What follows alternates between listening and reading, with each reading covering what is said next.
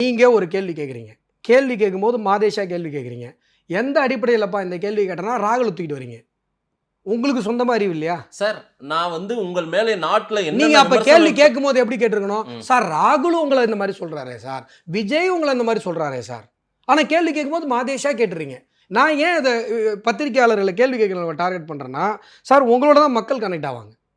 நீங்க எங்க மேல மதவாத அரசியல், பிளவுவாத அரசியல் நீங்க ஒரு ஒரு அலிகேஷன வைக்கிறீங்கன்னு சொன்னா, அதற்கு நின்னு தர்க்கம் பண்ணக்கூடிய தைரியம் தான் வைக்கணும். கேள்வி கேட்ட உடனே ராகு இல்ல அந்த தர்க்கம் ஜெயிச்சிருக்கு. ஐயையோ இல்ல அந்த தர்க்கம் ஜெயிச்சிருக்கு. நான் சொல்றது புரியல. நான் சொல்றது புரியல. நான் சொல்றது உங்களுக்கு புரியுதுல? தர்க்கம்ன்றது என்ன தெரியுமா? ஆதாரங்கள் அடிப்படையில் காட்டணும். நீ போய் சொல்லி ஜெயிச்சிட்ட, மக்களை ஏமாத்தி ஜெயிச்சிட்ட, சிட்டிசன்ஷிப் அமெண்ட்மெண்ட் ஆக்ட்ல இஸ்லாமிய சகோதரர்கள்லாம் வெள்ள அனுப்பிடுவாங்க, பொருளை கிளப்பி ஜெயிச்சிட்டனா அதெல்லாம் வெக்கம். போய் சொல்லி தான் 250 வருஷம் பிரிட்டிஷ்காரன் ஆட்சி பண்ணான். அது கேவலம். பிளவுவாத அரசியல்ல பிரிவினைவாத அரசியல் தான் வெள்ளக்காரன் பண்ணான். 650 வருஷம் ஆட்சி பண்ணிட்டானே, ஜெயிச்சிட்டானே. ஏங்க கேவலமான மட்டமான மதவாத அரசியலை பண்ணி நீங்க பண்ணிட்டு இருந்தீங்க. நான் கேட்குறேன், பிளவுவாத அரசியல் என்னை பார்த்து கை ஒருத்தி கேள்வி கேட்குற தைரியம் இருக்குல்ல, தர்க்கம் பண்ணுற தைரியம் எங்கே போச்சு?